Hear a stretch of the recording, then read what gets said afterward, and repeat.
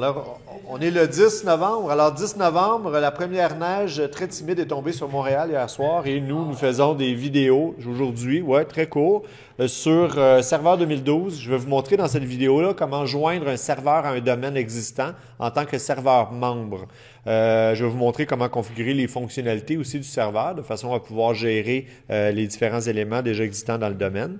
La mise en situation est la suivante, telle que vous le voyez à l'écran. Vous avez un serveur existant qui est contrôleur de domaine, DNS et DHCP, dont l'adresse IP, et c'est important, est le 10.1.1.1, 24 bits de masse de sous-réseau.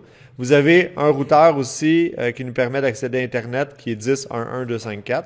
Et j'ai mon serveur 2 ici qui est à ajouter. C'est lui là, que je vais joindre au domaine, qui doit avoir l'adressage IP 10.1.1.2.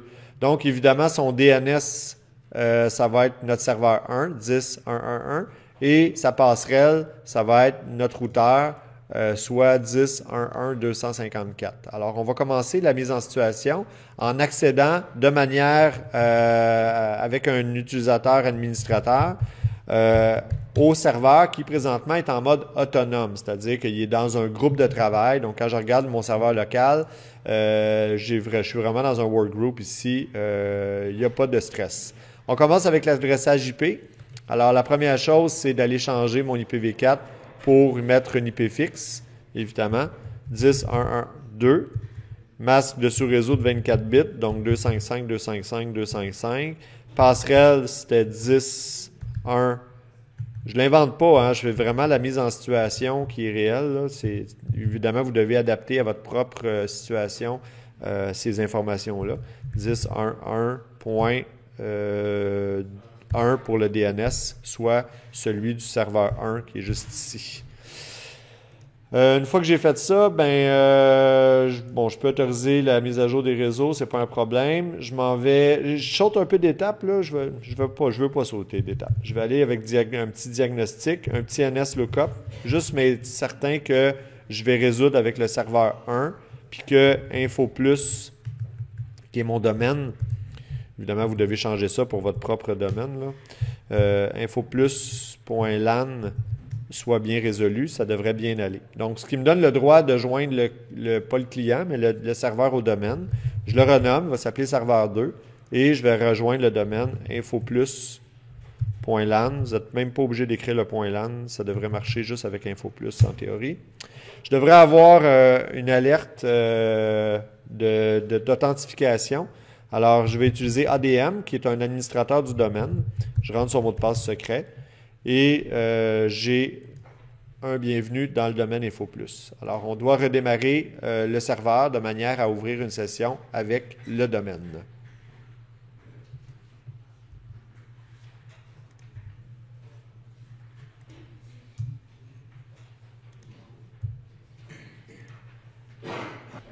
Donc, une fois que le serveur est redémarré, on ouvre la session. Cette fois-là, il ne faut pas ouvrir la session locale. Alors, on fait attention. Ici, on a une ouverture de session locale composée du nom de la machine et du nom de l'utilisateur. Alors, ce que je veux pas ça. Je veux ouvrir une session avec un admin du domaine. Alors, ce que je vais faire, c'est que je vais changer d'utilisateur. Si j'utilise administrateur, regardez ce qui va se passer. J'en ai un qui s'appelle administrateur sur le domaine et dès que je termine d'écrire le mot administrateur, vous allez voir qu'InfoPlus va changer pour le serveur 2.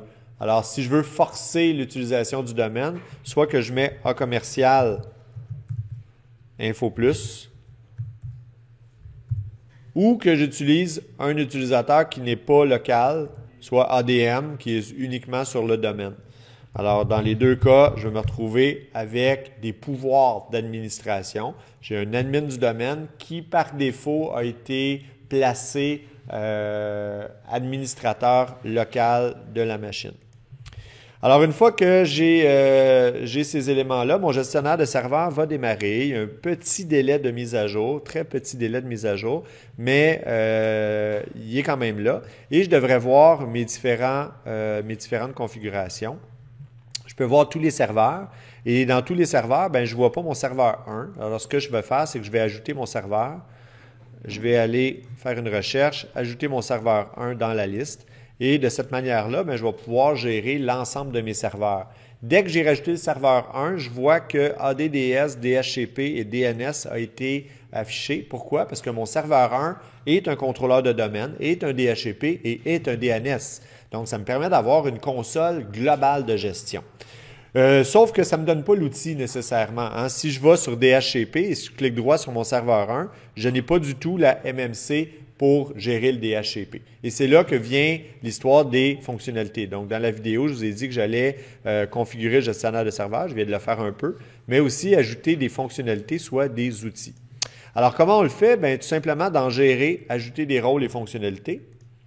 On va sélectionner notre serveur 2. On va passer les rôles, c'est pas ça qui m'intéresse, pour arriver dans les fonctionnalités. Alors, par exemple, je voudrais modifier des OSG, des gestions de stratégie de groupe. Bien, je peux aller chercher l'outil gestion des stratégies de groupe.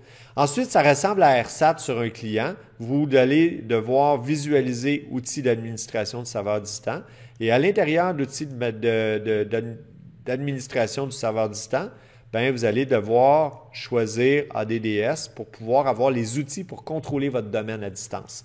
Vous pourriez aller chercher WSUS, les outils de bureau à distance, stratégie de réseau, etc. Alors moi, je vais aller chercher les outils de service de fichiers, des outils DHCP, des outils DNS qui vont me permettre de faire d'aller gérer mes services, même si le service n'est pas sur mon serveur 2 en soi, sans installer le rôle pour autant. Donc, je ne suis pas obligé d'installer un rôle pour installer l'outil de configuration du rôle. Évidemment, je suis avec un admin du domaine, donc je vais avoir le droit de gérer ces éléments-là. Une fois que les fonctionnalités ont été installées après un petit délai, ben là, on constate que dans les outils, ben là, on a différents outils qui n'étaient pas là au début. Alors, on a, par exemple, le centre d'administration Active Directory, on a le DHCP, on a le DNS. Donc, on a les différents éléments, gestion des stratégies de groupe, etc. Alors, par exemple, ben là, maintenant, sur mon DHCP, quand je clique droit, ben, je peux ouvrir mon gestionnaire DHCP pour gérer mon serveur 1, le DHCP de mon serveur 1 à distance. De plus, je peux aller chercher au niveau du DNS, je peux ouvrir gestionnaire DNS.